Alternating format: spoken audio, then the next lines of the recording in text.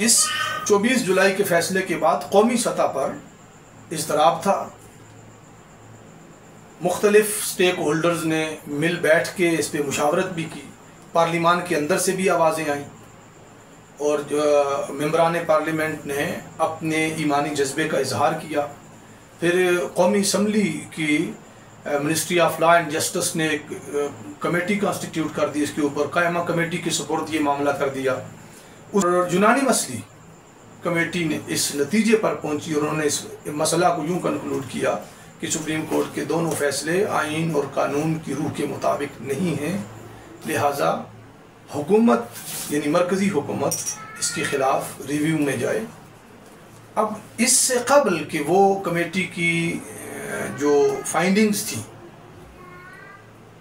وہ پارلیمان کے اندر پیش ہوتی، ججز کے گٹھ جوڑ کے ساتھ حکومت پنجاب کی طرف سے عجلت میں ایک ریویو فائل کر دیا.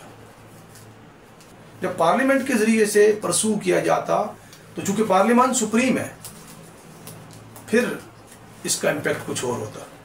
لیکن اس ایشو کو خراب کرنے کے لیے، سچویشن کو ڈیفیوز کرنے کے لیے ایک مرتبہ پھر آئینی قانونی اقدار کے اوپر اور آئینی قانونی روح اور شرعی روح کے اوپر شب خون مارنے کے لیے پہلے ججز بیٹھے ہوئے تھے. اب ججز کے ساتھ یہ مسلم لیگ نون کے جو فیصلہ کرنے والے لوگ ہیں، یا حکومت ہے یا مرکز میں بیٹھے ہوئے، وہ بھی شامل ہو. ہم نے آج سے پہلے ان فیصلوں پر بڑی دیانتدارانہ طریقے سے بات کی اور آج بھی دیانتداری سے بات کریں گے. لیکن آج سے پہلے ہم نے قانونی، آئینی اور اخلاقی حدود کے اندر رہ کر بات کی. جب آپ کو اخلاقیات کا کوئی لحاظ نہیں ہے، اخلاقی اقدار کا کوئی پاس نہیں ہے، آپ کو قانونی اور آئینی، آپ قانون اور آئین کے کسٹوڈین بن کے بیٹھے ہوئے اور آپ کو آئین اور قانون کا کوئی لحاظ اور حیا نہیں ہے، تو ہم تو آپ سے بہت نیچے ہیں. پھر پبلک کیسے قانون اور آئین کا اور اقدار کا لحاظ کرے گی؟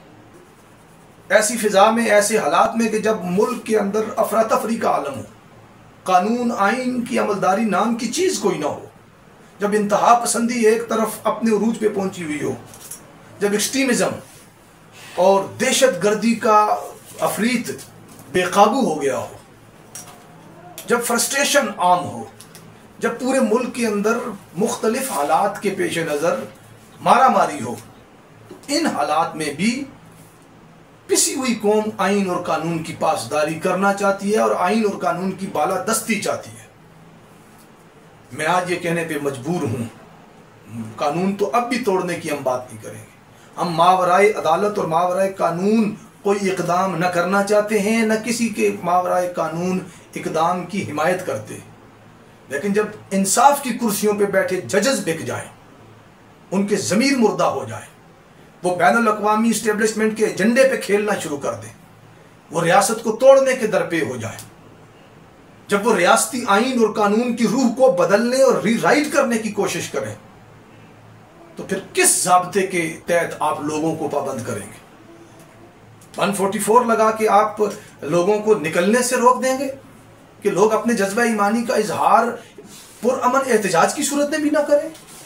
یہ ملک کسی کے باپ کا نہیں ہے، یہ ملک کسی کی والدہ اپنے جہیز میں لے کے نہیں آئی. اس ملک کی بنیاد میں ہمارے آباء و اجداد کا خون ہے.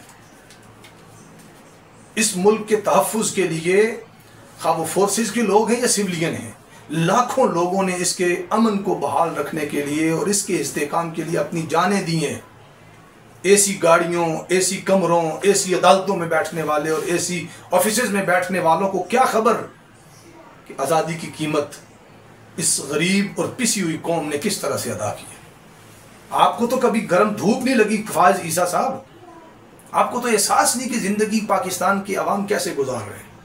لوگ لوڈ شیڈنگ برداشت کرتے ہیں، لوگ مہنگائی برداشت کرتے ہیں، لوگ ظالمانہ ٹیکسز کو برداشت کرتے ہیں، لوگ لولی لنگڑی حکومتوں کو برداشت کرتے ہیں، لوگ بیڈ گورننس اور بد انتظامی اور کرپشن، لوٹ گسوٹ کو برداشت کرتے چلے آ رہے ہیں اس ملک کے استحکام، امن اور اس ملک کی ترقی کی خاطر. لیکن یاد رکھیں، لوگ ناموس رسالت پہ کمپرومائز نہیں کریں گے، ختم نبوت کے عقیدے پہ کمپرومائز نہیں ہوگا. ہر چیز پہ کمپرومائز ہو سکتا ہے اس وطن کے استحکام کی خاطر، لیکن ہر ایک نسبت اور ہر ایک چاہت کو قربان کیا جا سکتا ہے محبت رسول، تحفظ ناموس رسالت اور ختم نبوت کے عقیدے کے تحفظ کے لیے۔ آپ کی خام خیالی ہے کہ کل آپ ریٹائر ہوں گے، باہر چلے جائیں گے، آپ کا اس ملک سے مستقبل وابستہ نہیں ہے، اس لیے آپ اس کو تباہ کرنا اور اس کی جڑوں کو کھوکھلا کرنا چاہتے ہیں۔ آپ اور آپ کے ادارے نے اس قوم کے حقوق کے تحفظ کے لیے جو آئین کے بنیادی آرٹیکلز ہیں اس کے لیے آپ نے کیا کیا ہے؟ صرف قادیانیوں کے حقوق کی آپ کو فکر، اور آپ خلط مبعث کر کے فیصلوں کے مفہوم اپنی مرضی کے نکال کے، اور آپ سورج کو اپنی انگلیوں کے پیچھے اور اپنے ہاتھ کے پیچھے چھپانا چاہتے ہیں؟ نہیں چھپے گا۔ بدماشی بند کریں۔ آئینی زبان آپ کو سمجھ نہیں آتی، ہم نے بڑے پیار، بڑے اخلاق، بڑی محبت سے باتیں اس سے قبل کی ہیں، آپ تک یہ بات ہماری پہنچ جائے گی۔ بدماشی نہ کریں، بد انتظامی نہ کریں، اور یہ ناجائز طریقے سے آئین کو ری رائٹ کرنے کی کوشش نہ کریں۔ اور وہ سرکاری گماشتے جو کہتے ہیں جی بس وہ تھوڑا سا پیرا نمبر 42 کے اندر تصحیح ہو جائے گی تو بس باقی معاملہ ٹھیک ہے، نہیں۔ آپ کا پیرا نمبر 7 بھی، 9 بھی، 13 بھی، 15 بھی، 17 بھی، 18 بھی، 19، 21، 25، 40، 41، 42، 45، 48، 49، یہ 15 تو میں نے گنوا دیے۔ 1.5 درجن کے قریب پیراگرافز آپ کے ہیں، باقی تو آپ نے کوئی ہسٹری سنائی ہے باقیوں میں نا، ان میں ہم کیا اس پہ کیا کلام کریں۔ 1.5 درجن کے قریب پیراگرافز ایسے ہیں جو ہماری بنیادی اصولوں کے ساتھ متصادم ہیں، جو ہماری نظریاتی بنیادوں سے کے مخالف ہیں، جو آئین پاکستان کی روح ہے کہ پاکستان کے اندر نہ کوئی ایسا قانون بنے گا، نہ نافذ ہوگا، نہ اس کی پروٹیکشن اور حوصلہ افزائی ہوگی جو قرآن و سنت سپریم لا ہے جو اس کے خلاف ہو۔ آپ تو قرآن و سنت کی اس پوری عمارت کے اندر نقب جنہوں نے لگائی، آپ ان کو پروٹیکٹ کرنا چاہتے ہیں۔ آپ کیا ہے پاکستان؟ مالک ہیں آپ پاکستان کے؟ کیا لگتے ہیں آپ پاکستان کے؟ آپ کا پاکستان کے اندر ہے کیا؟ آپ کا مستقبل یہاں سے وابستہ نہیں ہے، اور نہ ہی ان نام نہاد سو کال پولیٹیکل لیڈرز کا فیوچر پاکستان کے ساتھ وابستہ ہے، جن کے بچے باہر ہیں، جن کے کاروبار باہر ہیں، جن کے مفادات باہر ہیں، جو اقتدار باہر سے مانگ کے بھیک میں لے کے آتے ہیں، اور جو کاسا لیسی کرتے ہیں باہر کی ساری قیادتوں کی اور عمارتوں کی، اور ان کے تلوے چاٹتے ہیں۔